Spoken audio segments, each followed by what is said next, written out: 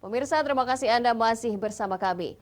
Dinas Kesehatan Kota Prabu Mulih mengamankan sampel makanan yang diduga menjadi penyebab ratusan pelajar sekolah dasar dan sekolah menengah pertama Islahul Ummah keracunan massal hingga harus dilarikan ke rumah sakit yang ada di Prabu Mulih.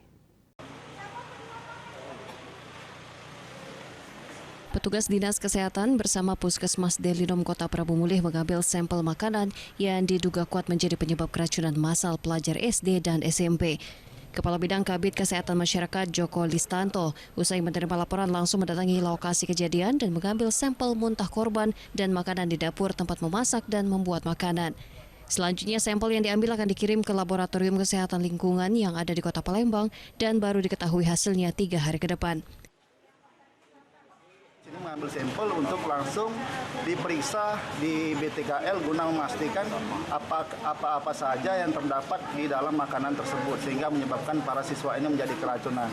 Dan itu bisa dipastikan dari dampak mereka, ada yang muntah, ada yang mual, ada yang pusing. Ini diakibatkan oleh beberapa virus dan bakteri, contohnya bakteri Salmonella. Salmonella ini bisa berupa dari bahan-bahan yang digunakan. Kemudian dari virus atau bakteri E. coli. E. coli ini bisa didapatkan dari sumber air.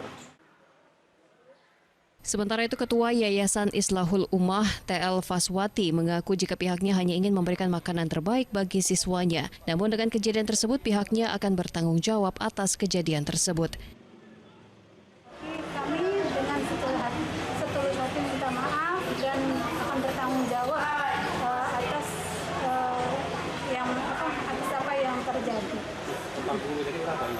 Guru yang kena 1, 2, 3 sekitar 6 orang. Dan rata-rata itu perempuan.